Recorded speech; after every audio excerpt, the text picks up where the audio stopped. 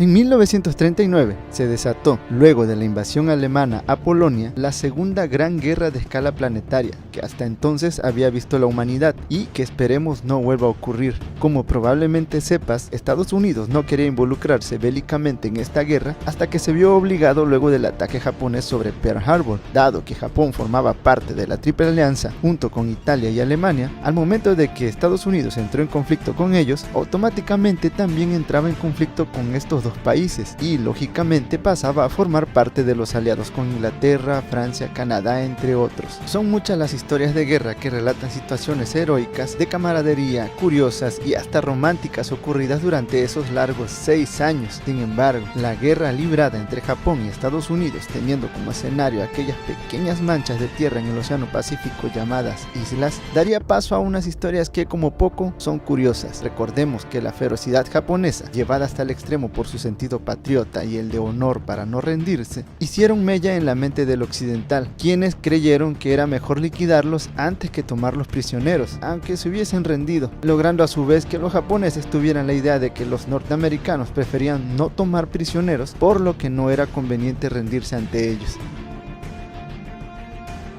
Pero, ¿te imaginas a dos soldados, uno japonés y el otro estadounidense, conviviendo y comportándose como amigos? Así que hoy te traigo 5 historias de fraternidad entre enemigos de guerra.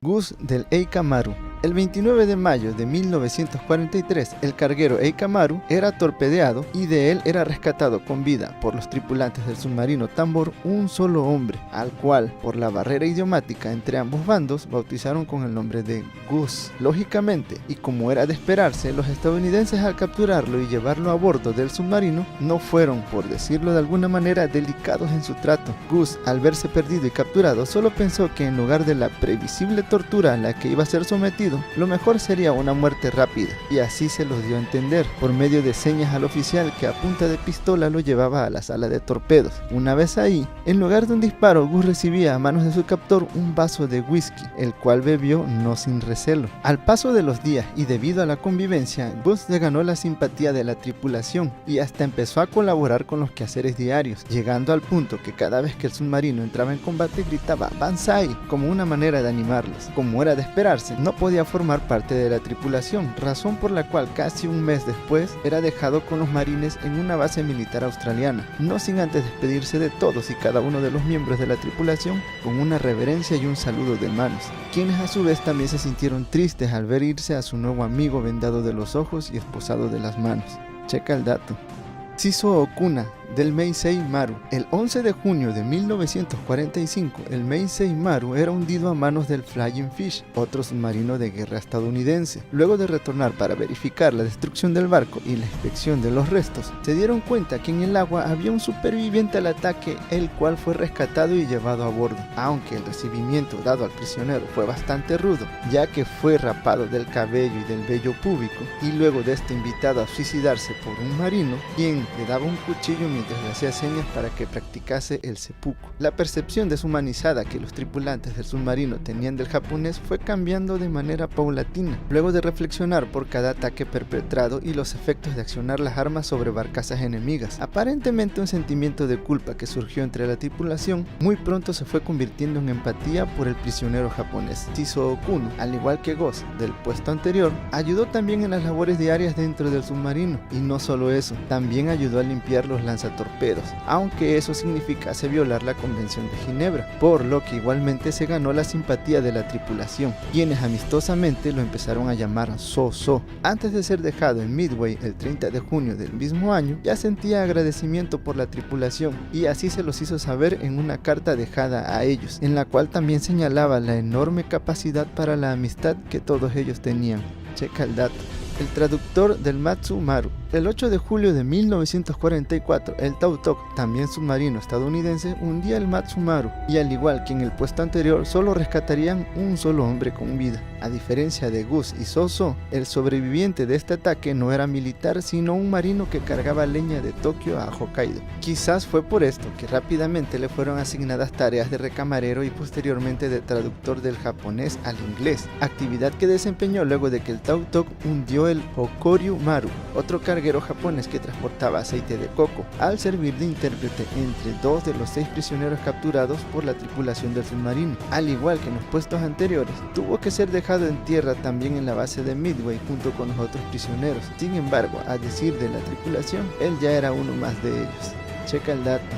Dudley Wyke Marsh Morton fue comandante de uno de los submarinos más famosos de la Segunda Guerra Mundial, el Wahoo, el cual ostenta el récord de 19 embarcaciones japonesas hundidas. Era tal su odio a los japoneses que en el submarino comandado por él podía leerse "Shoot the sons of bitches", algo así como "dispara a esos hijos de su sol naciente", y que su política era no tomar ni un solo prisionero, y sí dispararle a todo aquel sobreviviente después de haber hundido una barcaza. Tal fue el caso del Guyomaru, al cual después de haber hundido y al hacer emerger el Wahoo ordenó dispararle a todo sobreviviente del ataque. Sin embargo, un día del mes de julio de 1943 y luego de haber derribado un velero japonés, el que al parecer se trataba de una embarcación civil y no militar, ordenó hacer con los sobrevivientes del ataque, en el que por cierto se encontraba un niño de 10 años, algo diametralmente opuesto a lo hecho hasta ahora: rescate, ropa seca, bebidas y alimentos. Parecía que la fama de despiadado que tenía Morton era infundada,